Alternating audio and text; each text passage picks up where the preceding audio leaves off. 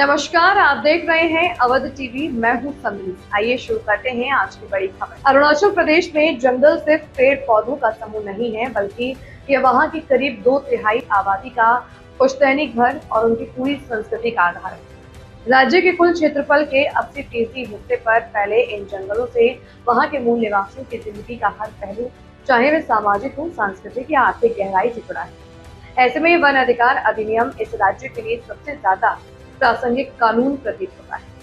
लेकिन साल 2012 से ही राज्य सरकार का आधिकारिक रुख ये रहा है कि यहाँ यह कानून उतना प्रासंगिक नहीं है, क्योंकि यहाँ पहले से ही पारंपरिक सामुदायिक वन भूमि स्वामित्व प्रणाली मौजूद है। पारंपरिक व्यवस्था बनाम सरकारी नियंत्रण का सच।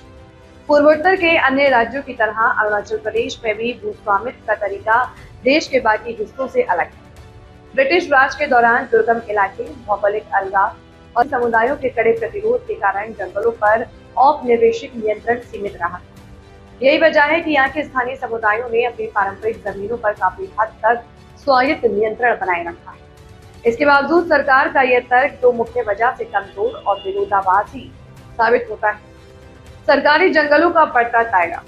आज की तारीख में राज्य का लगभग 43% हिस्सा सीधे तौर पर सरकारी नियंत्रण वाले वनों के अधीन है, जो पूर्वोत्तर के सभी राज्यों में सबसे ज्यादा है। सामुदायिक जमीनों का नुकसान।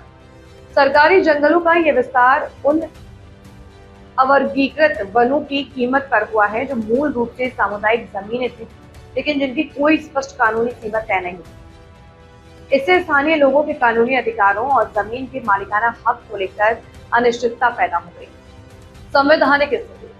नागालैंड या मिजोरम की तरह अरुणाचल प्रदेश के पास ऐसा कोई विशेष संवैधानिक दर्जा नहीं है जिससे कानून इस तरह की पूरी तरह लागू करने से बचा जा सके।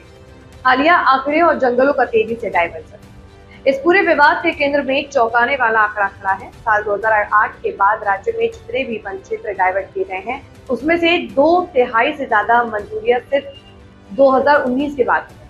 हाल ही में वन संरक्षण अधिनियम के लिए संशोधन ने सीमावर्ती राज्यों में विकास परियोजनाओं की मंजूरी की प्रक्रिया को और भी आसान बना दिया है। जानकारों का मानना है कि सरकार के मौजूदा रुख को इसी संदर्भ में देखा जाना चाहिए। सिर्फ सहमति के लिए कानून इस्तेमाल।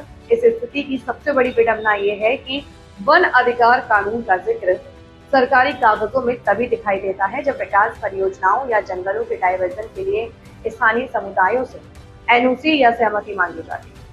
जमीन पर न तो इस कानून को कायदे से लागू किया जा रहा है और न ही वास्तविक अधिकारों को कानूनी मान्यता दी जा रही है।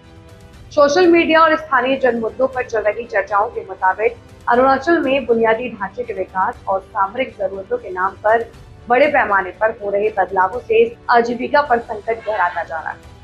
पर्यावरणविदों और अधिकारों के जानकारों की मांग है कि सरकार अपने पुराने रुख पर पुनर्विचार करे और बिना किसी देरी के इस कानून को जमीन पर लागू करे, ताकि सदियों से जंगलों को बचाने वाले असली पहरेदारों के अधिकार सुरक्षित रह सकें।